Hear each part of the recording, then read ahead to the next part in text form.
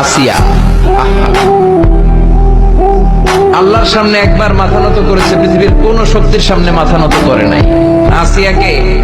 আসিয়া এবং ফেরাউনের finance minister, অর্থমন্ত্রীর বিবি লুকিয়ে কালিমা পড়েছে, সাইয়েদনা মূসা আলাইহিস সালামের উপর ঈমান এনেছে। ফেরাউন শুনে দুইজনকে ডেকে নিয়ে আসলো। অর্থমন্ত্রীর বউয়ের সাথে দুধের বাচ্চা, বলল দুইজন নাকি ঈমান এনেছো লুকিয়ে লুকিয়ে, এক আল্লাহরে ছাড়ো, আমি ফেরাউন রে সেজদা দাও।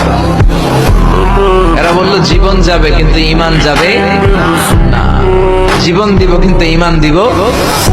প্রথমে ধরলো অর্থমন্ত্রীর বউকে, তাড়াতাড়ি আমার পায়ে সেজদায় লুটিয়ে পড়ো। সে বলে না, জীবন যাবে ঈমান যাবে না।